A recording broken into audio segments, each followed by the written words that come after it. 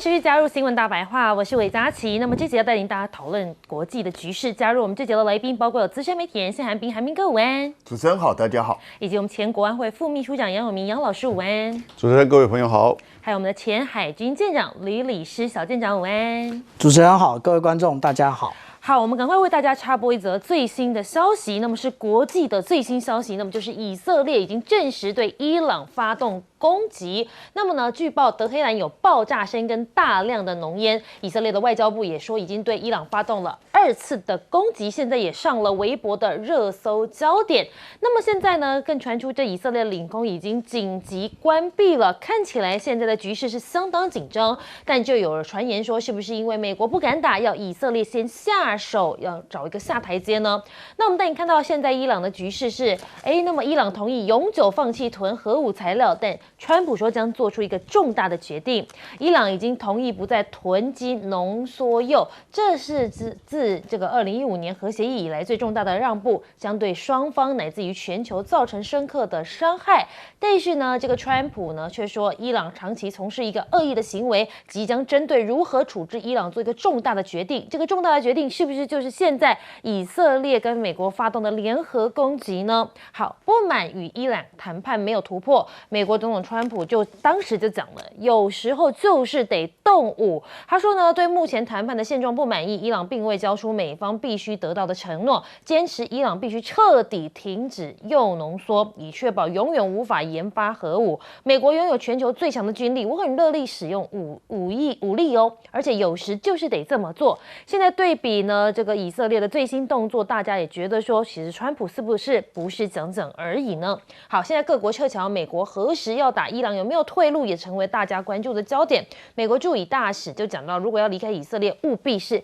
今天离开。对比刚刚的动作，大家似乎也了解为什么他要这么说了。好，我们带你看到是中国外交部说，已经提醒中国公民暂时不要到伊朗去了，已经对当地在伊朗的中国公民加强安全防范，也叫他们尽快撤离。美国驻以色列的使团、非紧急必要人员，截至目前，英国、澳大利亚、德国、加拿大、瑞典、波兰、韩国、塞尔维亚等20多个国家发布了撤离警告或启动撤侨了。那么现在呢，防止美伊开战，阿曼的外长还特地飞到华府去会晤这副总统范斯，卢比奥下周还要去访以色列。而那么美国跟伊朗27号在瑞士日内瓦由阿曼居间穿梭的第3轮间接谈判，并没有在核议题上取得具体的成果。消息人士就说了，阿曼的外长周5要先去找美国副总统，然后国务院更宣布，这个卢比欧下周还要去访问以色列。不过现在以色列有这样的行动，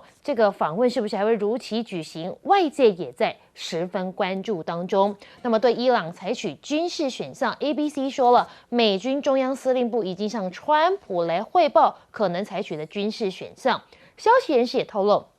美国跟以色列就是会采取联合行动，毕竟美军已经将数量惊人的舰艇跟战机部署到了中东地区，全部都在离伊朗非常近的位置。川普被美情报界打脸，他说伊朗的飞弹威胁美国还有8年。最新民调显示，美国人视伊朗的核计划为威胁，却不信任川普动武的判断，所以这其实在美国内部也有一些矛盾的地方所在。好，我们带你看到是，尤其是现在美国国防自己都是头已经很痛了。为什么呢？美国的航母问题不只是马桶堵了这么简单，舰上的650个厕所坏了将近90%啊，所以呢，这个污水横流。据数据显示呢，2023到现在，福特号因为厕所的问题请求协助就已经有42次了，2025年更高达32次。那么搭载了这个电磁弹射器的福特号，2018年9月共进行了747次的弹射实验中，就出现了10次的严重故障。所以你可以看到，他们现在其实是有一些问题，自己都还没有办法解决的。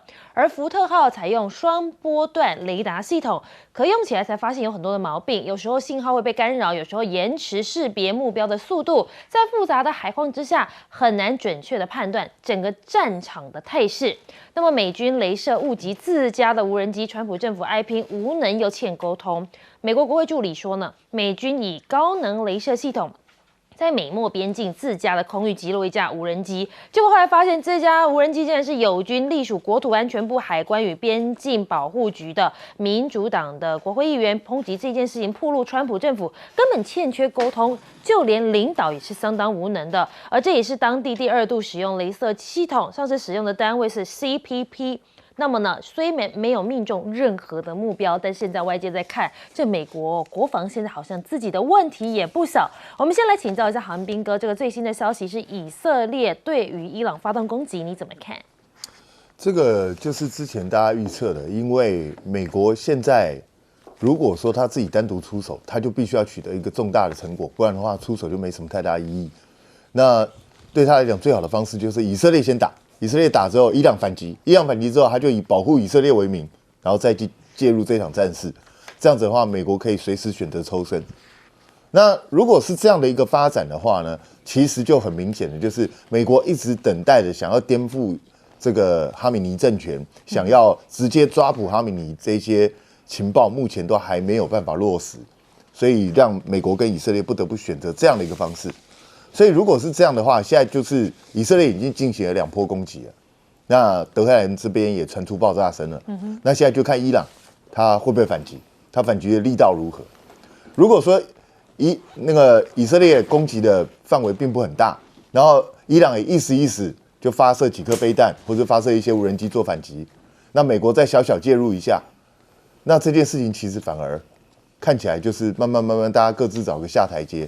就这样下去了。可能对大家也不是坏事，讲实在话，也就是大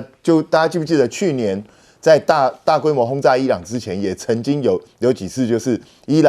就是以色列攻击伊朗，然后伊朗就先告知美军，然后伊朗回击之后就意思的这样，大家这样装一装就算了。那是不是又走这个模式呢？那可以去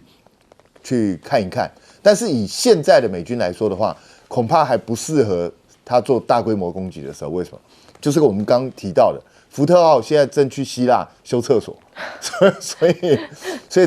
在他还没有回来之前，恐怕他还没有办法形成一个比较完整的战力。那中东各国目前得出来的讯息是，他们大部分不愿意借机场给美军使用，所以美军要发挥比较大的战力，必须要等到福特号回来。那这也是一个问题。所以现在到底是双方就此各自找下台阶就结束了这场中东对峙呢，还是只是先起了一个在福特号没有回来之前，我们先进行一个试探性攻击，那接下来才来个大的，那当然还要继续去谈。可是这个谈判本身有个症结所在，也就是美国当然希望伊朗永远放弃他的核武发展计划，可是我必须说，美国自己心里头大概很清楚，伊朗是绝对不会放弃，他不可能会放弃，他放弃了，不是等于以后就是任挨打吗？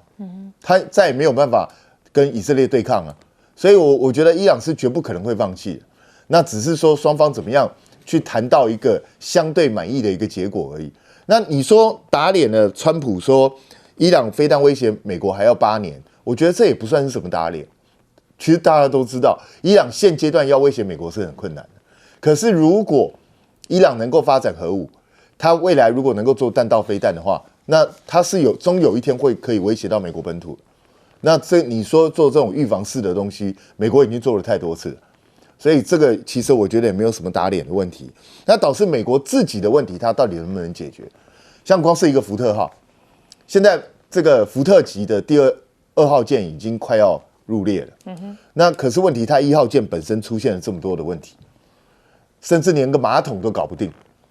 那这个其实是非常严重的问题。你一个马桶，一个舰上650个马桶出问题，那这个舰基本上生活作息的大乱，你怎么可能期待它发挥战力？那老实说，真空吸引式的马桶也不是什么高科技，它这个可能是管线设计本身就出现问题。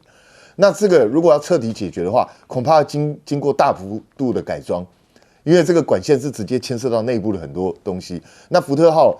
这个要整修的时间恐怕就不是几天或1-2个礼拜而已，恐怕很长一段时间。那它是不是能够恢复战力？还有福特号一直以来被诟病了，它的电磁弹射装置，它本身到底稳定性如何？它到现在到底能不能弹射 F-35？这恐怕都是重大的考验。因为如果最新一级的福特号是没有办法弹射 F-35，那不是很荒唐吗？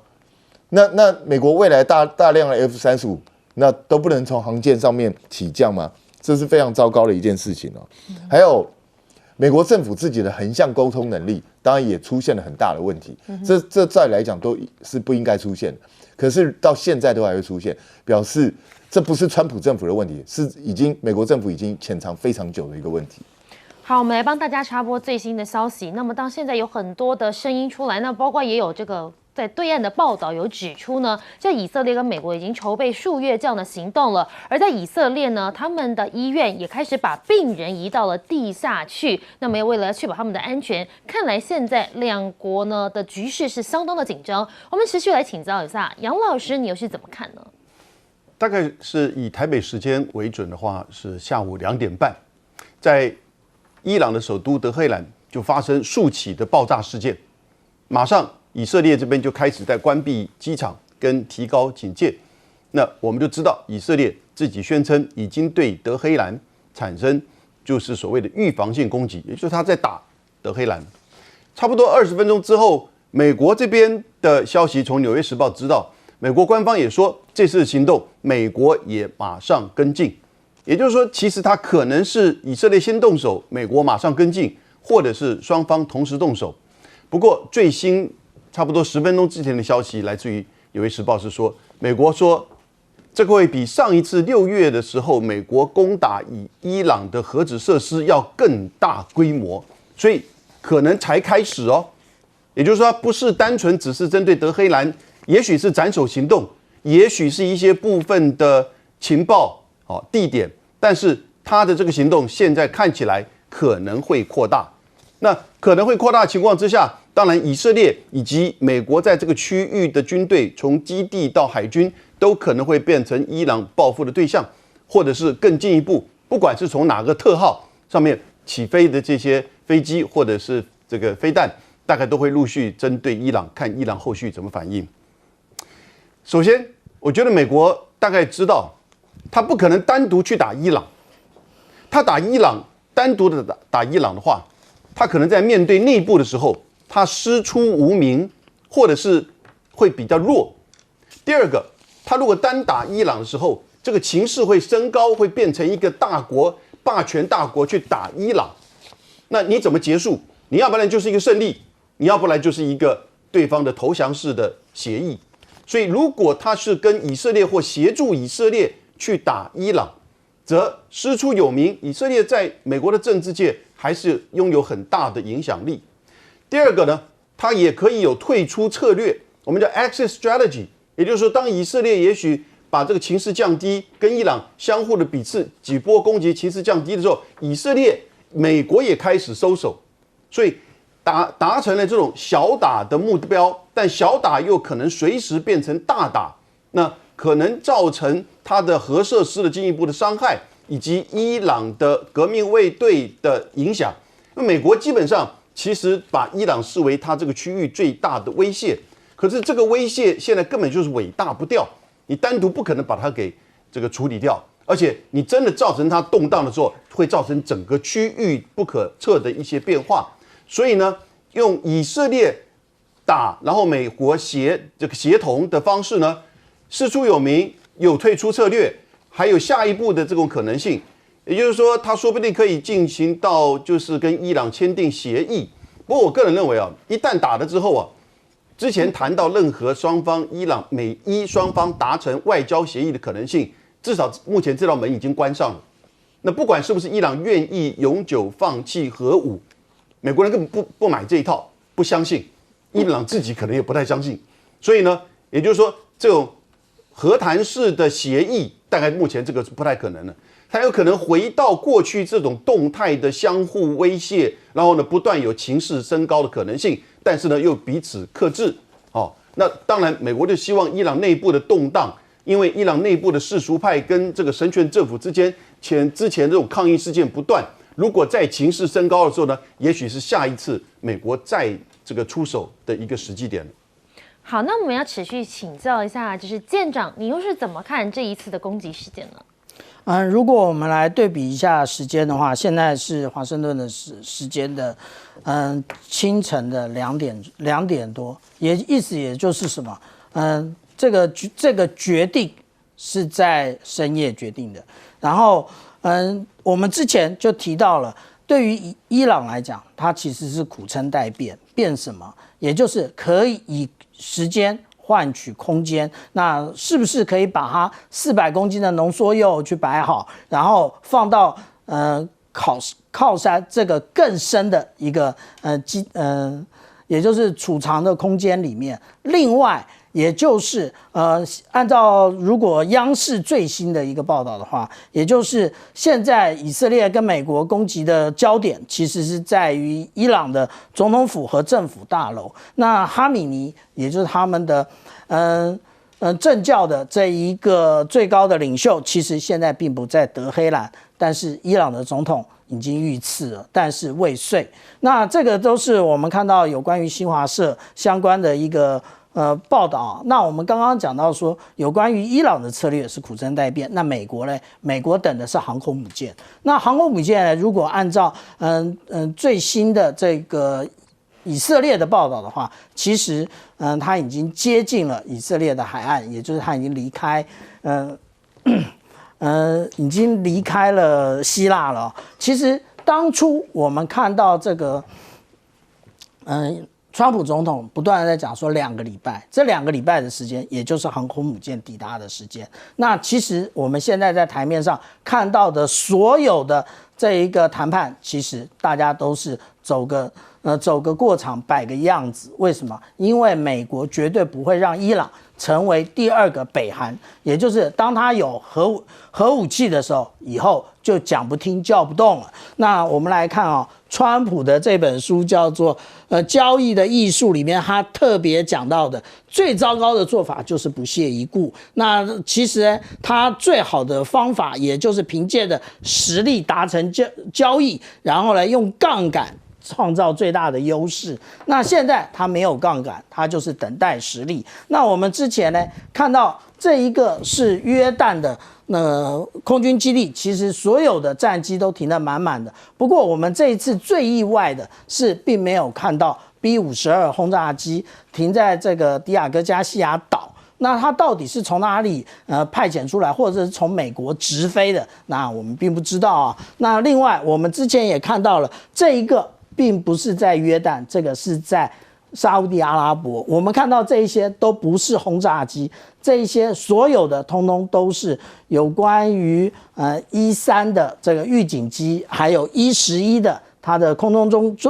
通信中继机，还有的也就是空中加油机。所以我们看到美国其实是做好一切的准备了。那大家对于这个福特号的航空母舰有各种的说法。那我再跟大家报告一个大家比较少听说的，福特号航空母舰它上面的厕所里面没有小便池，意思是什么？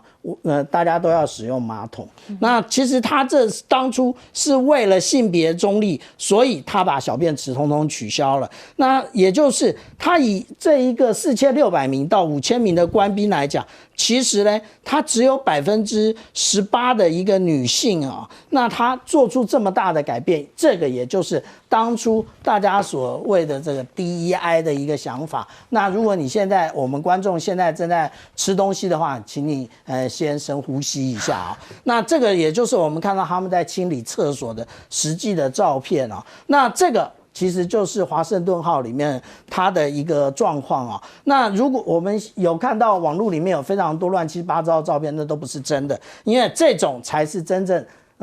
舰艇上的厕所，然后这个就是污水，那也就是这些污水就这样子流来流去。真正的问题是什么？真正的问题它其实就是用真空抽引。那我们借用这个 A300的这一个，它也是用真空抽，就是跟飞机或者是高铁一样，它如果是超过2个以上，这里堵塞之后，对不起，它的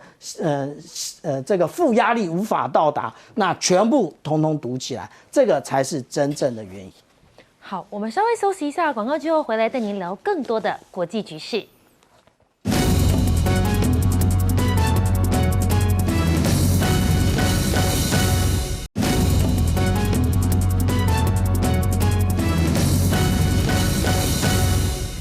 回到新闻大白话，今天是2月的最后一天了，那么即将迎来的是川习会，那么很快就要登场了。只不过这个川习会现在讨论度很高，但是却传出这美方根本没做准备吗？我们就带你来看到的是，川普呢传出这个川习会准备不顺，很难有重大的成果，因为川普要访中呢，算一算时间不到6个星期了，美中团队呢面临时间紧迫，政治文化差异，再加上川普政府的行事作风非常的特殊，根本几乎是没有什么潜力可循啊。那么很多重的难题之下，让峰会准备不足，可能限缩川普跟习近平的会晤成果。华府的智库印太计划主任葛莱仪他怎么说呢？他说呢，这一次的川习会呢不会达成什么重大的协议，更多的着重在气氛跟排场，预料打破贸易壁垒跟中国产能过剩的问题上，恐怕是很难有进展的。另外一位智库的学者就说了，因为川习月初通话的时候无法取代这场可能具有历史重要性的会议准备程序，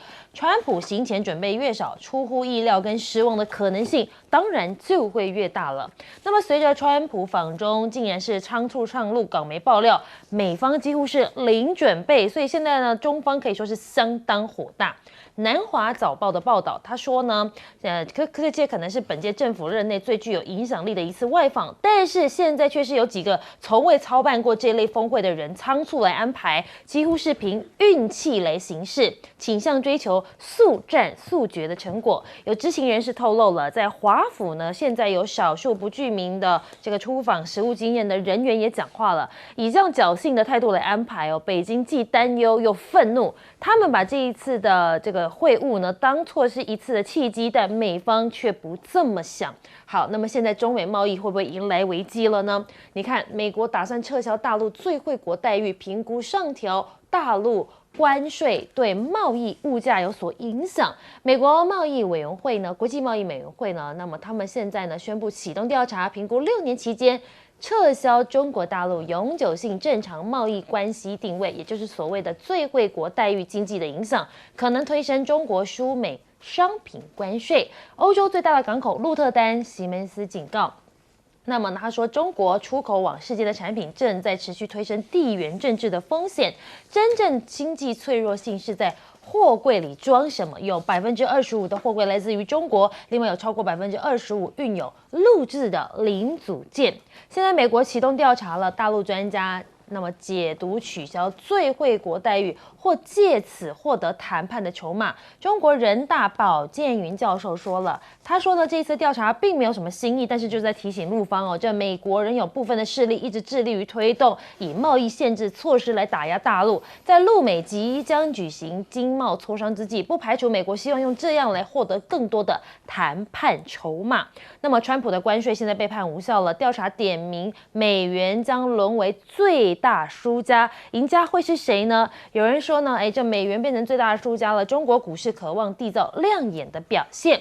川普的关税现在成为了翻车现场吗？那么 FT 就说了，中国企业都还没倒，美国先掏钱来退款了。那么原本宣称要惩罚中国企业的政策，最终呢，变成了潜在的受益者。那么再来带你看到的是，随着德国总理梅尔兹呢访问中国呢，那么对抗川普威胁，德国总理呢访问大陆，寻求深化的合作，包括了像是希望能取经大陆崛起的电动车自动驾驶的技术，深化合作，取得双赢。那么川普的破坏性政策已经让部分的国家选择转向跟北京合作，而不是扩大分歧，并指出呢，其他东南亚国家就算是印度都没有办法取代中国大陆这一个庞大的市场。那么现在高个子的平衡术，这梅尔兹呢访华务实落地，他说本质上呢是一场在德国政府内部分歧、企业利益诉求一个平衡的两难之旅。但是从中德联合声明共识，还有从欧洲空巴斩获中国最大订单的成果来看，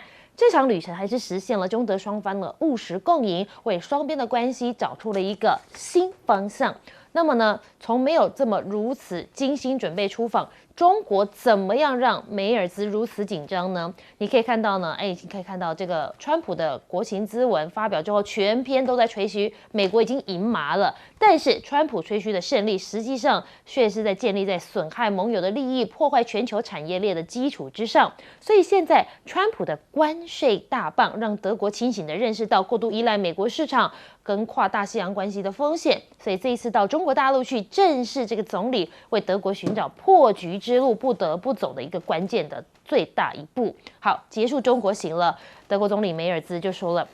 他即将到美国去跟川普讨论关税措施，不像到中国去，他还带了很多的企业一起过去。到去美国见川普呢，就是他单枪赴会，足以见得这两边的差异了。那我们来了解一下。韩彬哥，你是怎么看这个川习会哦？这个川普现在是说完全都没有准备。如果他真的都完全没准备的话，就只是想要去亮亮相，然后展现一下，他跟中国大陆关系已经缓和了。那我会怀疑川习会到最后会不会根本到最后就不举行哦？因为其实中国大陆到现在都还没有确认跟全世界说有川习会这件事。每一次你去问他们都说啊，这个他没有进一步的评论。就是这样，所以我觉得这目前看起来还是有变数。因为对习近平来说，如果川习会见面本身是没有任何进展的，只是一个大拜拜仪式，大家亮亮相，那对习近平来说根本没有意义啊！他做这件事干嘛？因为习近平要的就是实质上，对中美两国过去的这2年的旗舰，是不是能够画上一个句号，然后有一个开创性的发展？如果没有的话，见面干嘛？毫无意义啊！习近平每天要见一大堆人，他其实很没空，所以我觉得中方当然会非常重视，毕竟美国是当世最强的国家，他当然会很在意跟川普见面。可是问题是，如果川普并没有什么诚意，也没有想要什么突破性的进展，那对习近平来说，那相见不如怀念，就干脆不要见好了。所以我觉得这现在可能整个关键就在川普身上，川普到底想要借由川习会得到什么样的一个成果？因为对中方来讲，几个重要的问题嘛，台湾问题当然是重中之重，然后关税问题，然后中美之间彼此贸易，美国对中国大陆的制裁到底会不会降低？那甚至关税是不是能够有一个稳定的发展？这个都是中方非常关切。那如果美方只想要糊弄一下，甚至现在又要考虑说要取消中国大陆的最惠国待遇，要进行新一波的制裁，那中国大陆为什么要跟你见面？但是问题是，美方的态度好像也不是这样，因为今天才有消息出来说，为了要跟习近平见面，美方现在要求国会暂缓推动130亿对台湾的军购，所以表示他们还是希望能够促成这样的会议。所以我觉得，川普一方面想见，那另外一方面展现又不是很积极，是不是因为大陆的一些要求对他来说，他目前陷入常考，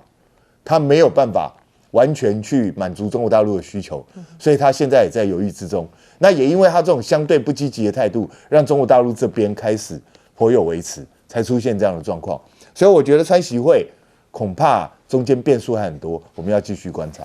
哇，那想要请教一下杨老师，你又是怎么看这川习会呢？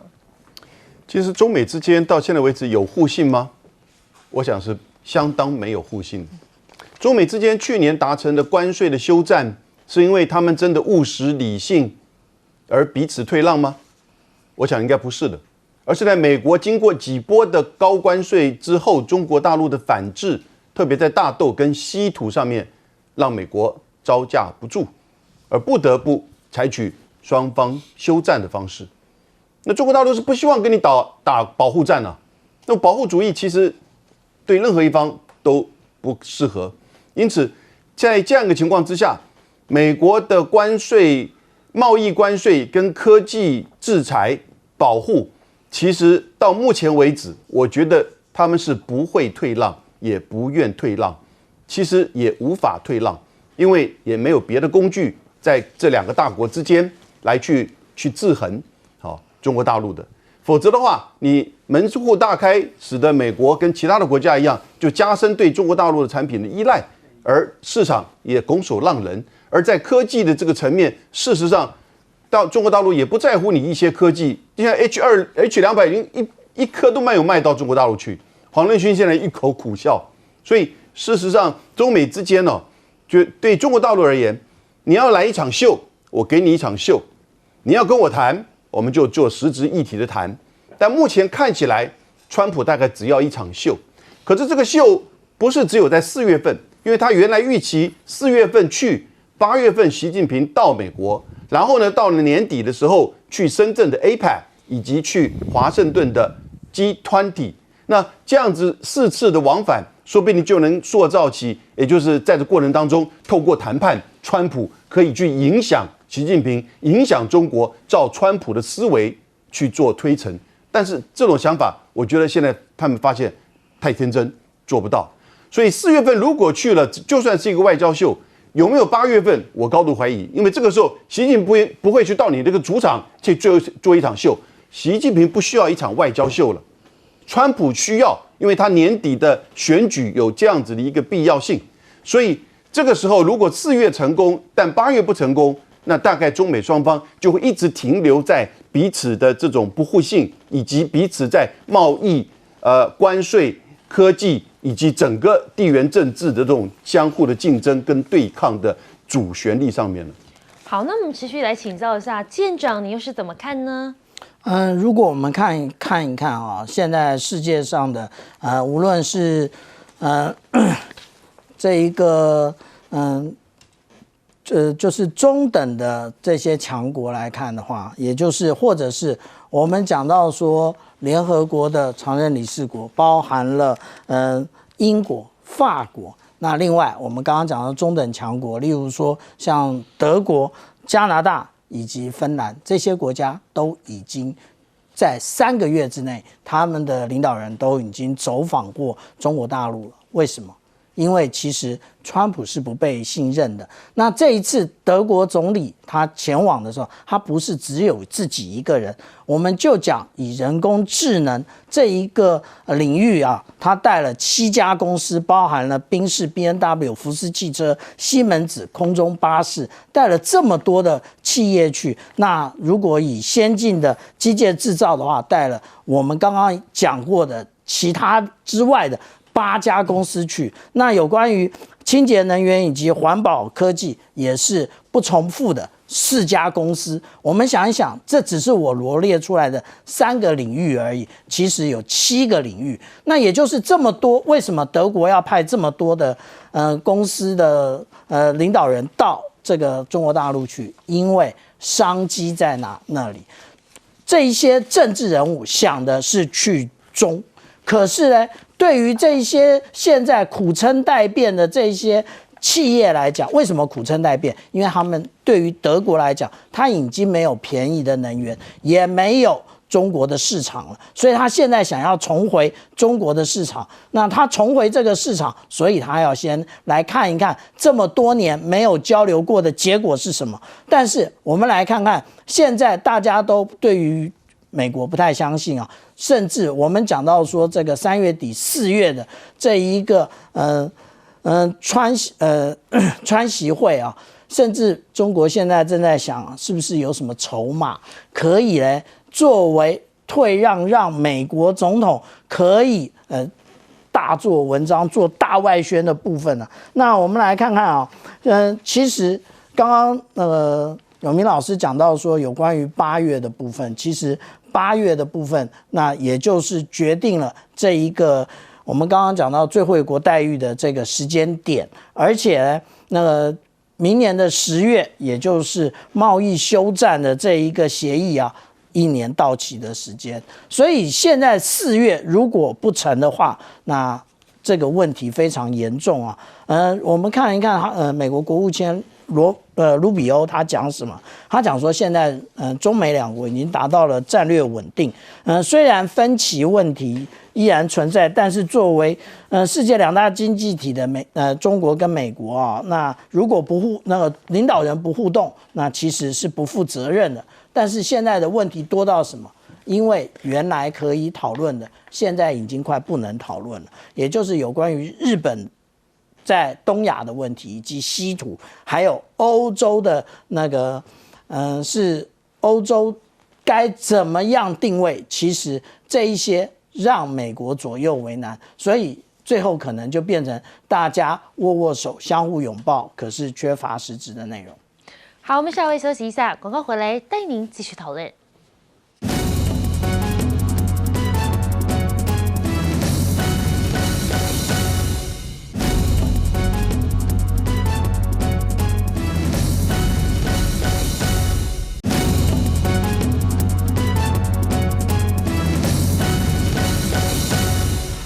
平安，欢迎收看 TBS 新闻大白话，我是王浅秋。平安最重要，现在国际战事又再起了。首先介绍这一节加入我们讨论最新国内国际大白话的来宾，第一位是退役中将帅华明将军。主持人好，各位观众大家好。台大哲学系教授苑举正老师。浅秋好，各位观众朋友大家好。政大国关中心兼任研究员严正生老师。主持人好，各位观众大家好。刚刚也一直在关注最新的消息。喊着要打伊朗最新的宣布，包括了以色列最新在以微博热搜，刚刚很多的新闻推播都出现了。以色列首先宣布攻击伊朗，这个大规模的空袭跟攻击呢，最早是由以色列来先宣布的，到了隔了大概半个小时甚至1小时之后，才有这个美国由川普再来跟进，因为伊朗已经首都发生了大规模的爆炸。那么以色列宣布攻击伊朗之后呢，新华社的记者甚至在伊朗首都说听到了德黑兰发出了爆炸声。而以色列的国防部长卡兹已经公开宣布对伊朗发布先发制人的攻击行动，代号就叫咆哮雄狮。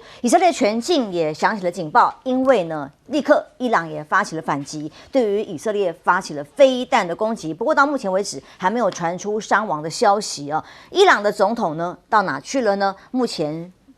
传出来的新闻是说遇刺未遂。川普证实发起了军事攻击的对象，当然也有伊朗的总统，包括了卡米尼现在被传出来直接是移到安全的地方去，没有留在国内。那接下来的攻击行动还会到哪个程度不知道，但川普是直接自己在 Truth 上面公布了最新的8分钟影片，告诉大家已经对伊朗展开全面性的军事攻击行动，目标是要透过铲除来自于伊朗政权的威胁，保护美国人民的安全。不要忘记其实美国边打边谈判，因为谈判才刚26号还是跟伊朗的人继续在所谓的和平啊，要削减核武啊，继续在谈的哦。在谈判同时进行的时候，却也进行部署，随后展开了攻击。美军大规模这个集结之后呢，川普就说对伊朗的核谈判失望的，有时候不得不动武。这个是在发生之前他就已经表达了这个叫做准备热身的讯息谈话。那么果然在外界很多的引述就例如说先前在正式宣布发布攻击行动之前，就看到说第一次美伊爆发危机后发生了有美军中央司令部向川普简报攻伊选项的简报消息，还有卫星的影像都显示，伊朗局势紧张的时候呢，美国在沙特阿拉伯空军基地都增派了军事实力，这不只是空军的飞机架，还有这个人员的集结都出现在这里。而美伊的战云密布之下，美军的航舰压进中东，包括福特号，不知道厕所修好了没？福特号航母也抵达了这里，跟林肯号会合。中东形成了美军的双航母的这样的格局要镇压，而大陆的方面呢，也罕见发布要撤离伊朗的提醒。其实现在以色列的住在的公民很多也被发布要赶快撤离因为呢担心伊朗的报复。果不其然，其实现在的空袭行动已经展开了。美国也更新在攻击之前就更新以色列的旅游警示，说呢非紧急人员必须要离境，要求大家赶快离开，显示了这个战云密布，前夕就已经有了讯号。那么大陆方面也向伊朗派遣了攻击性的无人机吗？所以呢在真的打下去之前呢，双方都在准备双方也都在谈，双方也都在部署。而北京方面，这个根据地区情报官员的说法，这也是报道的一环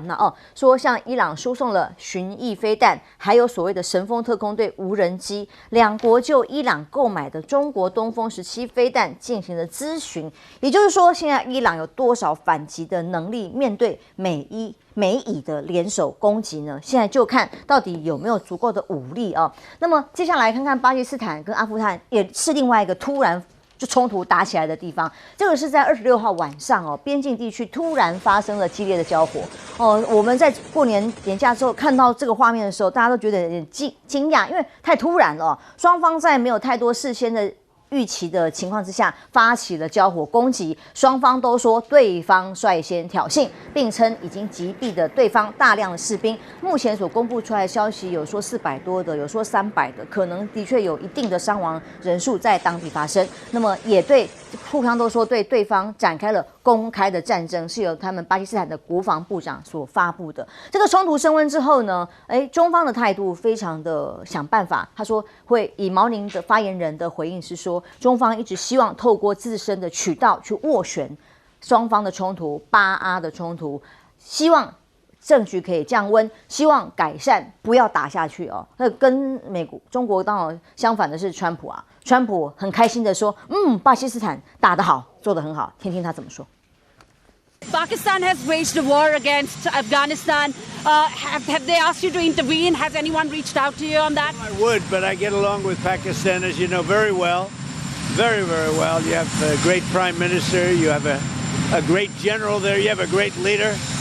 That I think two of the people that I really respect a lot. And I think that Pakistan is doing terrifically well, yeah.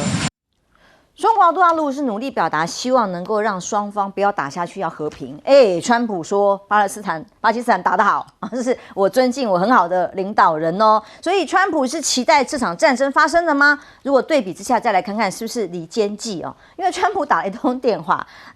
打给了这个阿联酋总统，讲了什么？跟你说告诉你不要告诉别人说沙烏地的国王在访问白宫期间要求我们要制裁你们的国家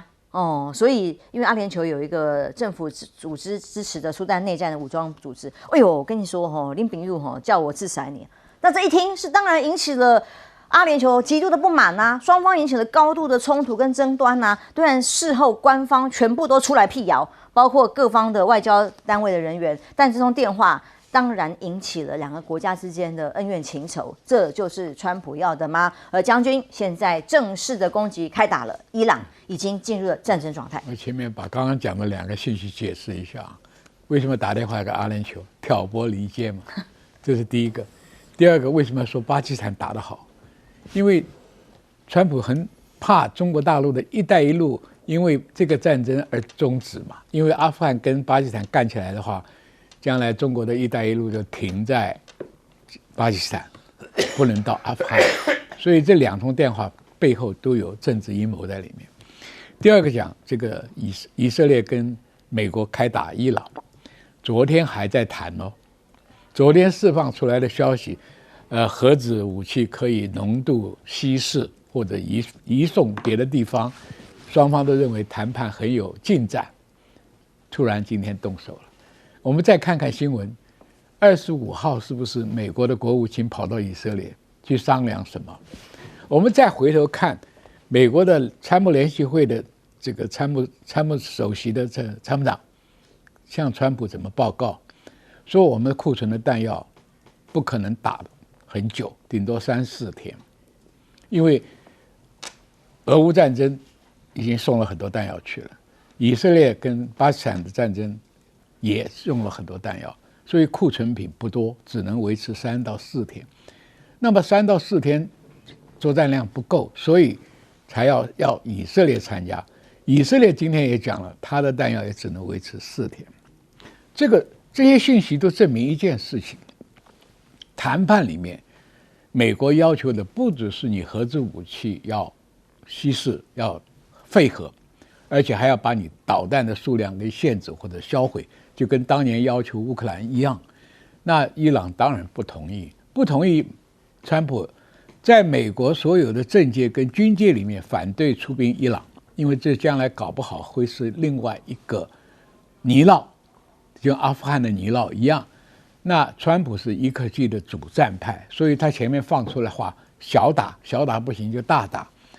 小打是有可能的，也就是今天我刚刚讲的，参谋联席会说你有3天的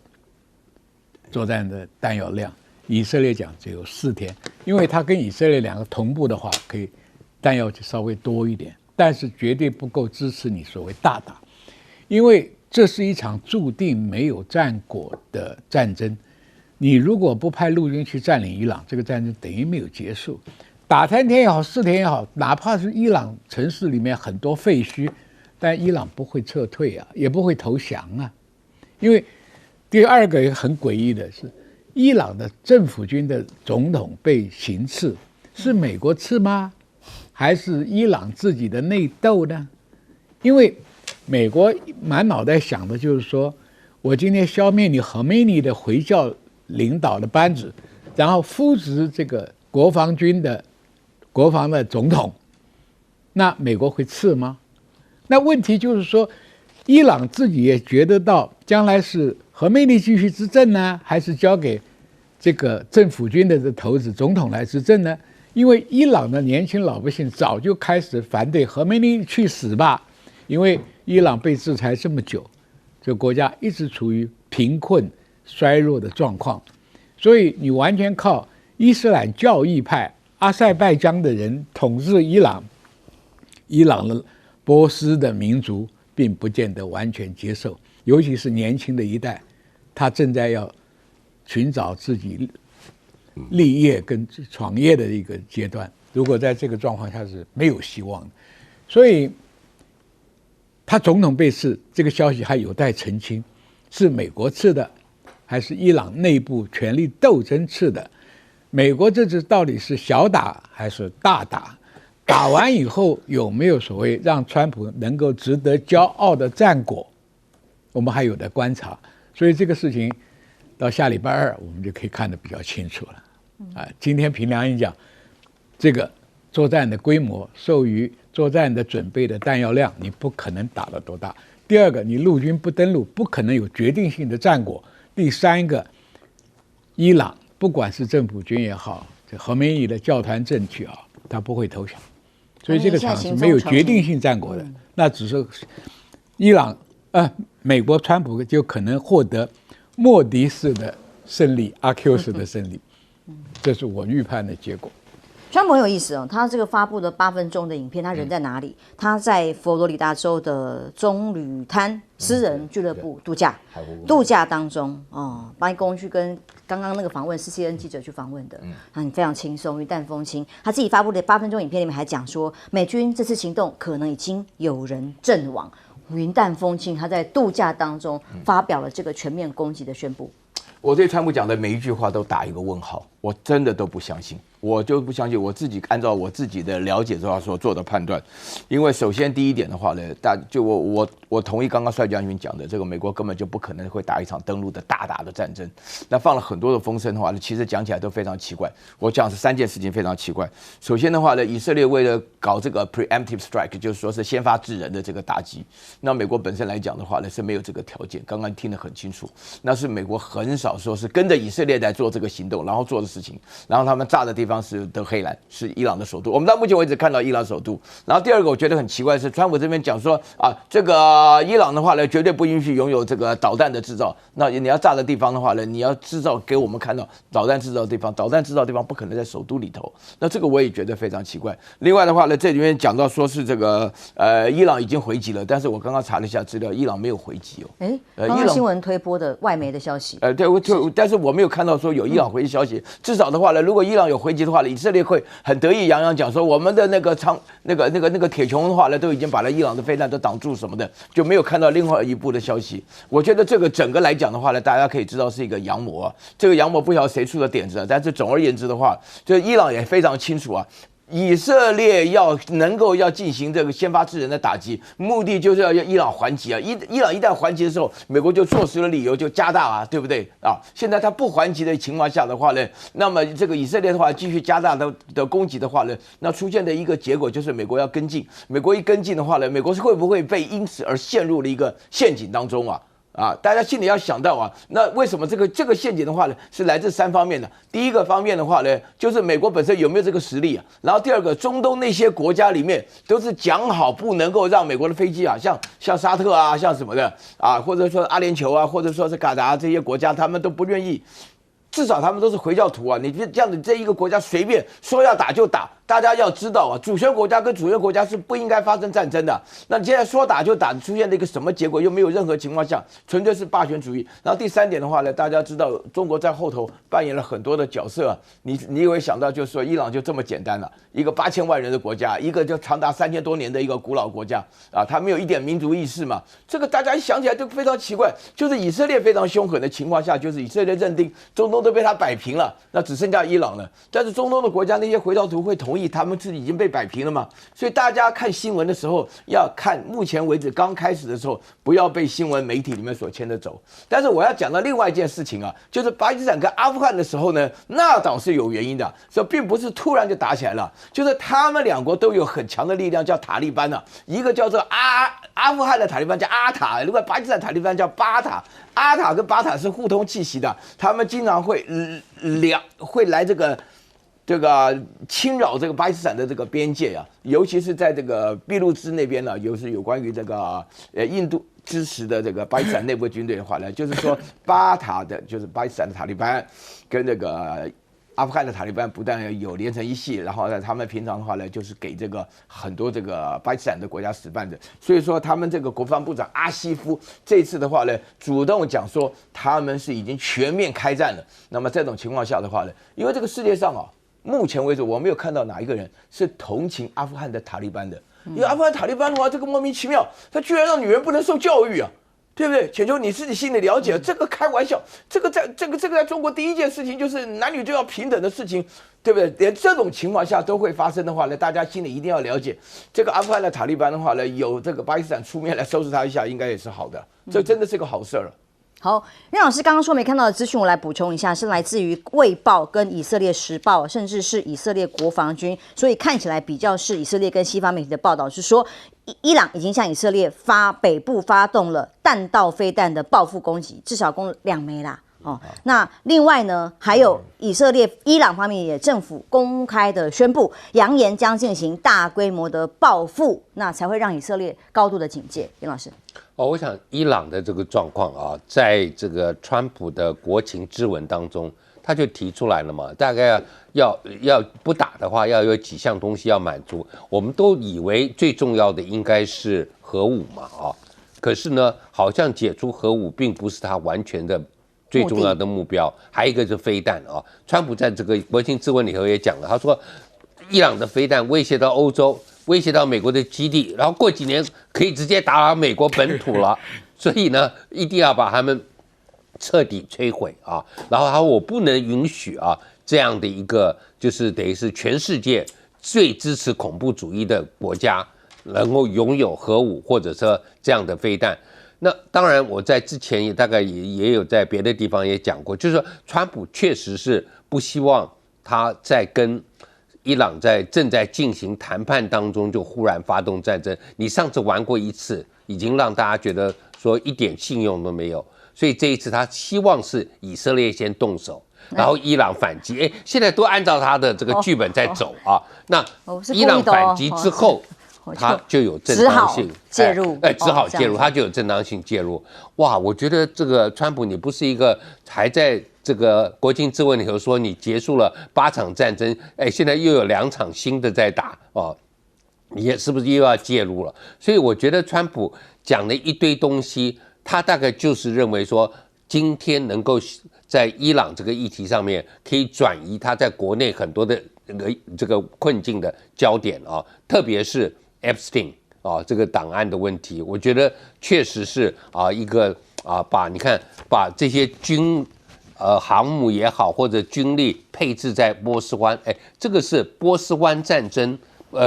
这是2003年伊拉克战争之后最大的军事部署。当年部署了好久，一开头还搞这个什么沙漠之盾，然后变成什么沙漠风暴。那时候就大家都知道要打了嘛，沙漠就是大概1个多月、2个月之后就打了。那这一次你部署同样的超过他的军力了，你还会不打吗？大概也是要打的，只是他希望由以色列先动手。这个以色列人也按照剧本走了，就先打了，打了之后伊朗按照剧本也回应了。那我相信下面就是美国要介入了。目前所看到的伊朗各种回应都说他们的元首都安然无恙，但接下来双方的战事到底能扩大到什么程度？那么2位主要来宾都提醒我们说，恐怕川普的算盘会超出我们想象，不见得是我们现在看到的这样，我们持续观察。而在中日部分呢，倒是明显的无法降温。来自于日本的消息是，高市早苗在国会答询的时候被形容说，像黑社会头目威胁下属，发生什么事？看看这段谈话。私がトランプ大統領とですね、堂々と渡り合えるように、働いてくるのが赤澤大臣の仕事だと考えております。私に恥をかかせるなと言ったよね。はい、というふうに、申し渡しましたので、彼は一生懸命この間から、ラトニックさんと、交渉をしています。就是刚刚这段前面的谈话，的确。连苑老师也觉得很有杀气啊，就是很有威慑感。但那样的一段对话被形容，哎呀，像黑社会头目吗？但他自己讲出来，觉得这个是我下达的军令，一种他权威的展现。那么现在有几个报道分别的爆出来，包括了高市早苗在众议院选举大胜之后呢，送了315名自民党的议员礼物，外面包装还写下的高市的名字。这个礼物呢？据说这个花费超过了1000万日元，大概200万台币啦哦。那么高市就被党内其他党的这个议员们批评，说是把党啊当成首相的钱包啊，到处把自民党的钱都拿来随意的运用吗？那么甚至有个错觉，选后产生了做什么都会被原谅的错觉吗？毕竟现在是大胜的喜悦在。自民党在高市早苗的团队里头，当然大陆的部分对日本的冷淡呢，是刚刚制裁了20家的日本公司。日本的大使啊，为了要在这个天皇祝寿，台湾其实上个礼拜也有好多庆祝的活动了。这个日本的在台的单位，那么在中国大陆这一场啊庆祝活动里头，日本驻华大使金山宪治致辞说，日中关系啊。到如今以来已经经历了寒冬，但是破冰之日必然来临。真的吗？强调两国未来必然要沟通，但真的沟通有门吗？看起来不太容易哦。因为以这场庆祝活动来讲，中国大陆是没有派高级官员出席的，而这一次中国大陆再次发布了日本的旅行警告，同样也是个警讯，在过年期间发布了这个要求警告了哦，尽量让。人民不要到日本旅行的警告，这次又来了，是因为有中国公民在大阪遭到抢劫，中国再一次的发布旅游警告，说公民不要到日本去旅行。而日本的防卫大臣小泉进次郎说，美国拒绝在国防领域使用中国零件的做法，值得日本仿效。所以我们被抵制吗？我们被限制吗？没有关系，我们要作为日本保障武器稳定供应的指导方针，将会推动供应链的多元跟技术自主。看起来是不用怕吗？这个的确扛得住这一连串的这个所谓的物资稀土的出口限制吗？有待观察。但在美日菲的这个巴士海峡联演引起了关注，是因为在这个大规模的演习里头呢，日媒捕捉到了有共舰。大陆的军舰尾随在后，这个发生在24号的演习地点在巴士海峡附近。那么把演习的位置扩大到南海以外，这个画面就是日本的媒体发布说，我拍摄到了共军船舰尾随在后，认为解放军军舰多次出现在菲律宾跟美国的舰艇附近。那么当然也是互相有一种紧张的氛围在吗？而这个中国大陆正在快速的建造核潜艇，是这样吗？因为美方的英国智库还有美方都引起了一个高度的关注，甚至智库的分析报告说，中国的核动力潜舰生产能力的速度跟质量都超过了美国。2021到2025年之间，中国新建了10艘的潜舰，而美国的部分到了7艘。而发现里头更让人担忧的是，这其中海军的实力，新的美国的潜舰生产停滞不前，各种技术能力也会在对峙上出现的危机。所以在这种危机的气氛里头，美军的雷射误射自家人就不意外了嘛？这个消息真的很尴尬。这个是美国国会在一个助理透露，然后在美国新闻也引起很大讨论的，就是美军以高能量的雷射系统在美墨边境打下了一架无人机，结果打下来之后发现，这架无人机竟然隶属于国土安全部跟海关边境保护局，所以自己政府单位打下了自己的无人机。发生什么事情？那当然，国会议员都批评啊，五角大厦跟航管边境最高单位都缺乏沟通吗？怎么会发生这么离谱的事？而现在国防系统正在大变动，大家知道的。但其中这国防部长赫格塞斯的做法一而再再而三，就是要阻止跟所谓的常春藤学府有任何的接触吗？继哈佛之后，最新的宣布是五角大厦正式切断跟常春藤盟校所有顶尖大学的联系，也就是说，这些我们帅将军之前曾经讲过，非常优秀的军官，除了他们本身的军事专业之外，都会送到这些哈佛顶尖学府去做学习，所以他们的能力是可以纵观的，更有知识上的这个特定的水准的。但现在是用禁止的方式要来对付这些大学，但对付到的到底是谁呢？将军，这个是自我作践。这个美军的军官有很大一笔来源是从 ROTC 转来的，因为 ROTC 可以招到素质比较优的学生，再充任美国的中低级干部，然后晋升到高级干部。因为你在基层干部里面只负责战斗了、战术了、对不对？当然，你当了高级军官，你就必须要对产官学各方面的科技要有一定的常识。你担任一个很重要的界面，什么意思呢？我了解科学的东西，我了解太空的，我了解空中作战需要的先进武器的规格，什么东西。这个时候就不是那种负责打仗的丘巴埋着头打仗。对，所以海格上司他们本来就有一点自卑感，尤其是哈佛。尤其是川普对哈佛的这个批评，所以他杜绝了这个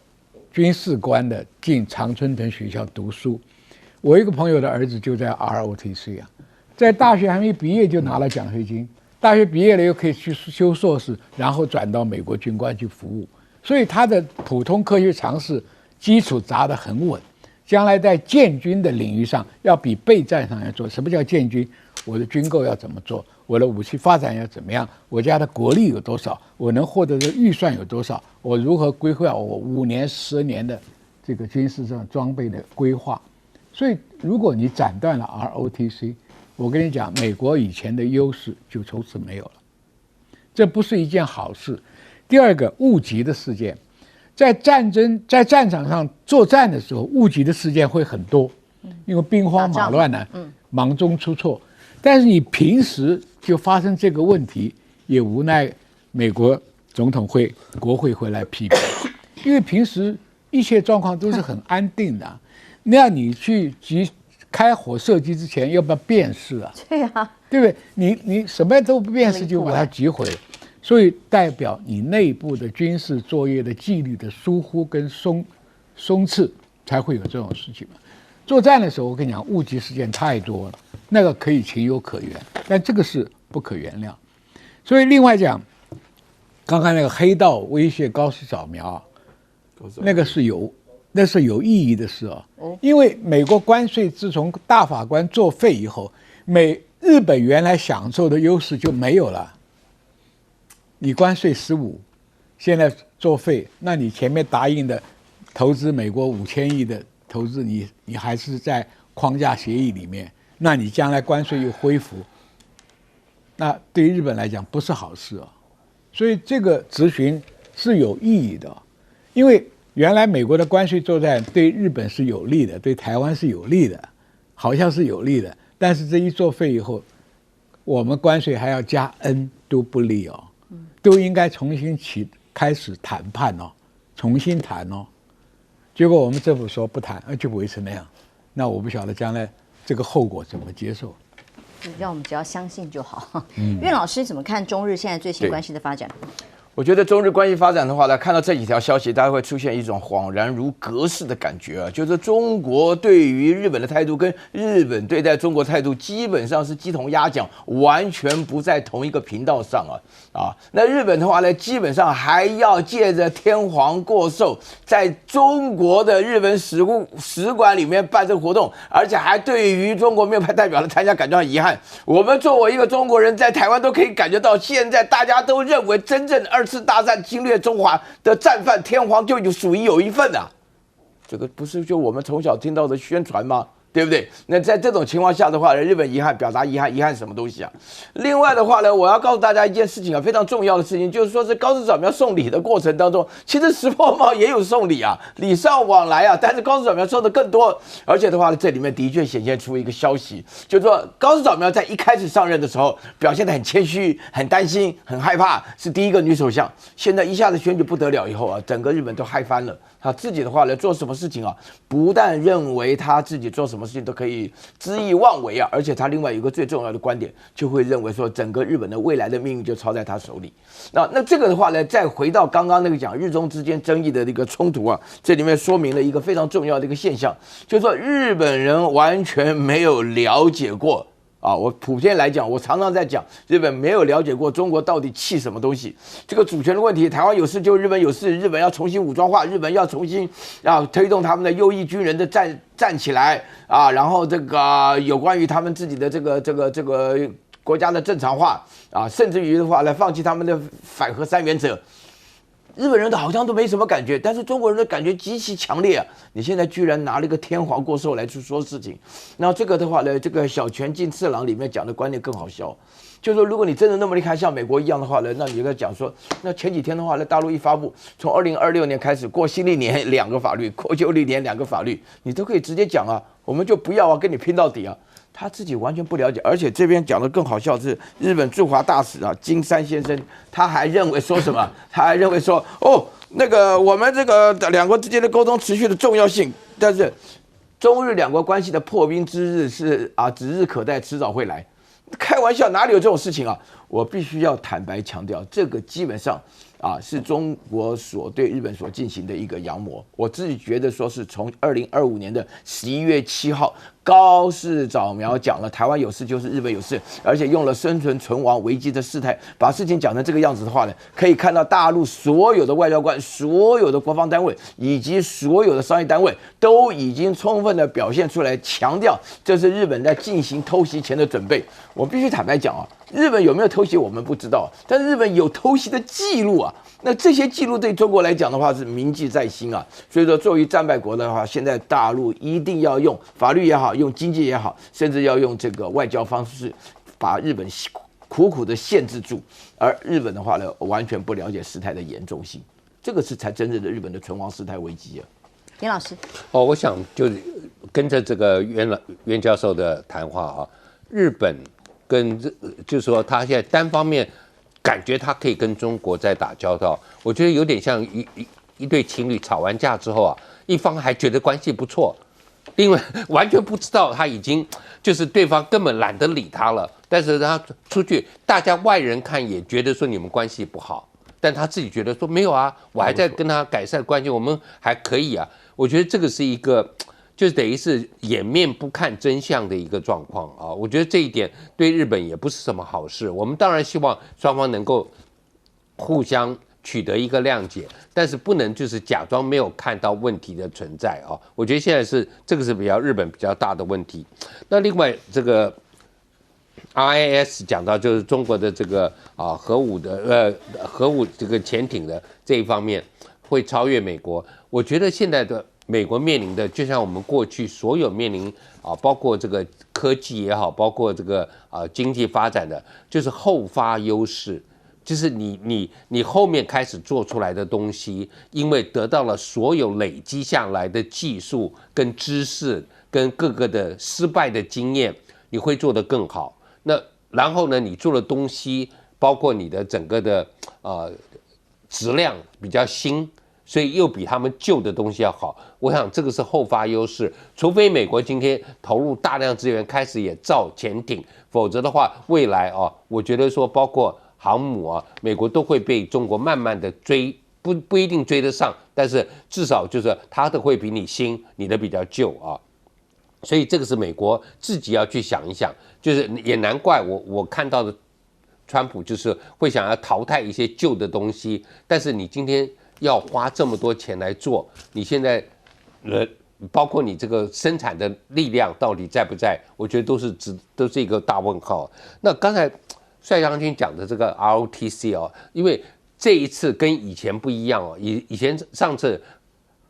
Hexas 讲的是说军官那种去训练，那个不一样，那个是后面的比较高阶的了。这一次他讲的是士兵哦。士兵的话啊，我刚到美国读书，就发现校园里头有 ROTC， 你知道这个是正常的学生，他们等于是说，我说不定有兴趣参与这个，所以每个礼拜啊，就是去上课，走走路，训练一下，然后就是有这一方面的训练。那累积以后，他如果对这个有兴趣，慢慢会进入这个走向军事的领域。那你这样去想。如果今天这些学生是来自于常春藤的名校，然后愿意不是读这个军官出身的这个军校啊，愿意走这条路，那美国的这个整个的军队的素质太可怕了，可是汉克斯是不要这样，我也不懂他为什么会有这样的一个想法，因为这一种